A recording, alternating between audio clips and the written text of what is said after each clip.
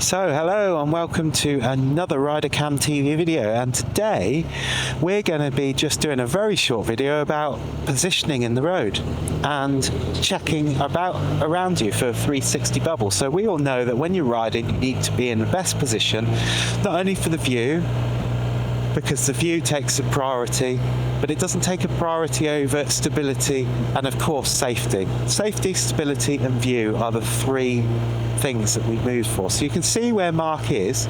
He's in position 3, and we segregate the road up into 3 positions. 1 near as the curb on the left hand side, 2 is in the middle, and 3 is in the position that Mark is riding at the moment. So 3 gives us a really good position. Gives us a good view around a left-hand bend. 1 will give us a good position and a good view around a left-hand bend. And 2 is kind of a middle of the road, literally, but it means that you can equalise the danger. So if you've got people that are trying to cross your road from the right to the left, and you've got people that are trying to come out of a junction from the left, you can move into the middle and equalise the danger, which means that you've got an effective route out if something goes wrong. So this road's a 40, we're doing 30 because we're in the flow of traffic, and what Mark's actually doing is he is setting himself up in position 3. Now some people might think this is quite a bullying way to be, but it's really not. He's quite a distance away from that car because we're going slow, and you should always be able to stop in the distance you can see to be clear on your inside of the road. It's imperative, because otherwise you're really unsafe, aren't you? So position 3 not only gives him a real good view ahead of what's happening, but because we're sat on bikes, it enables him to see over those cars, so we can see all the way up to that blue car, or that bluish car that's just gone around the corner. So position 3 for us allows us to see all the way around that man, the roof, that car that's just come round, another roof, telegraph pole, so we can see how deep or how shallow the corner will be. So Mark's gone into position 1 here, and he checked behind him to make sure everything was okay. There's nothing in the junction, so I've got no problem with staying here. Nothing's going to come out and hit me. Now we got a roundabout here, so Mark is already looking. You can see that he's already looking. There's nothing on the roundabout. A quick check behind me to make sure we know what's happening, and a quick check to make sure nobody's near us. Car there, so we're moving out to position 3, and now Mark will already be looking at where that van is disappearing up round the corner. We've got bikes and we've got cars coming towards us.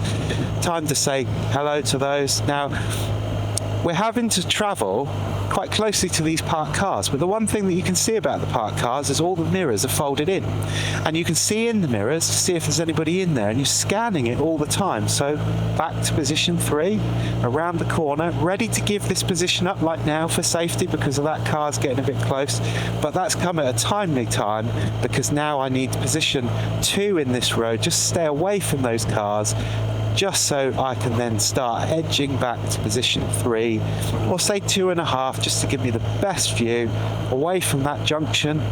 Just if somebody appears, I'm going to come back into position 1 for that car. There's a bus up ahead. He's going to take quite a lot of room, so I'm going to come back to position 1 just in case he's going to come out, and it also enables me to see past Mark. Now Mark is in a commanding position, because what we don't want to do, or what we didn't want to do, was allow that grey Audi the thought of him coming back, or not coming back, coming past that bus, and therefore pushing Mark into an unsafe position. So we see all the time when we're out and about is that people will be riding their bike and they'll see that, I mean, they've got no choice here, but people will desperately move out the way like this to allow cars to come the other way past parked cars. What that does is it moves your safety bubble so much there. So if something happens, I'm into a wall. So unfortunately, if you were in a car, the other cars would have no choice to wait, because I'm in the driving seat of a car now in position 3. So that's why you see a lot of riders taking a commanding position in position 3 where that's the case. And you might think, well, they can move over. But if something happens, some child runs out of the street in between parked cars, the car coming towards you is going to waver out the way, they're going to waver into you, you've got nowhere to go, and all of a sudden you're into a wall. So now we're looking up ahead here. Mark's putting himself in position 3. He's slowing the bike without using the brakes because he's using his time and space, checking his mirrors to make sure nobody's trying to overtake, giving enough space because I know that window's open, so where's the driver? We're now back into position 1 to see best around that corner. We can see this blue car coming. It stopped for us, so I say thank you, which is lovely of him. And I'm going to come back to position 3 because we're going to go right round to the left here. So round to position 3 and up the hill. Now we're going to turn right here. So positioning here, Mark's got himself really well positioned to be able to see what's round the corner. So he's already looking up and to the left, down to the right, checking both ways. So what Mark's actually doing is using his positioning to stay away from dangers, to equalise how he sees the danger and deal with that effectively. So you can see that he's coming out here. It's a one-way road here from this bit, so we're not doing anything wrong, but there are people there. Now Mark's put himself in this position, position 3, which means we can see right round the corner, and when you're looking right round the corner, you can see all of this stuff happening here.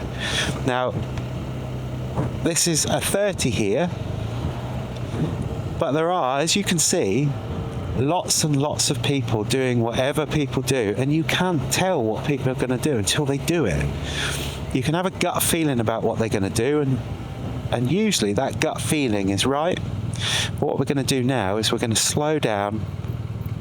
Traffic lights have been on red for a little bit of time, so you can reasonably expect they're going to change soon, but they've only just changed for there, so we're going to be sat here for a second. So I'm going to put it in neutral just not to labour the bike, and I'm sat here ready. So it's all about anticipation and positioning. Positioning is really, really good because if you're anticipating for things to happen up ahead before they happen, or as they're happening but before you get there, you give yourself the best chance to be able to deal with what's going to come up. So we know that there's cars there. So is there a need for us to race down to those cars a million miles an hour and then risk sitting on a corner, on a hill, sorry. I don't know what gradient this is, but on a hill, trying to hold the bike up?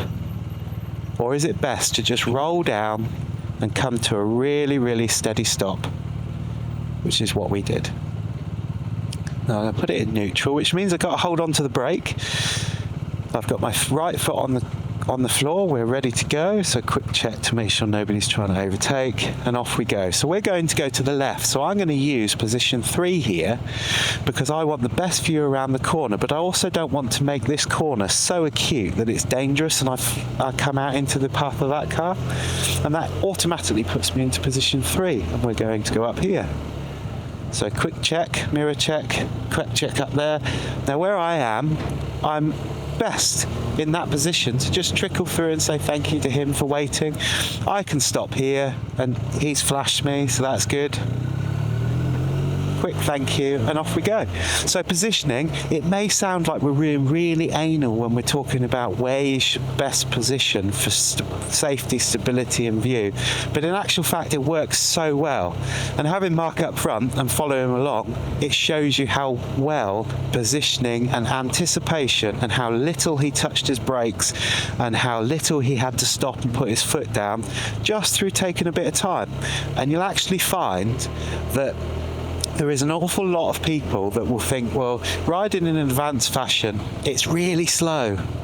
It might seem slow, but it's really smooth. And there's a story about the tortoise and the hare, isn't there, where the tortoise wins the race. Loads of times I'll be riding around in an advanced fashion and someone will fly past me on a sports bike or another bike if they're not riding to the same system, and 2 minutes later I'm overtaking them or filtering past them in a built-up area. It's horses for courses, but it's much smoother. So hope you enjoyed the video. Only a quick one. Thumbs up, subscribe, and we'll see you in the next video.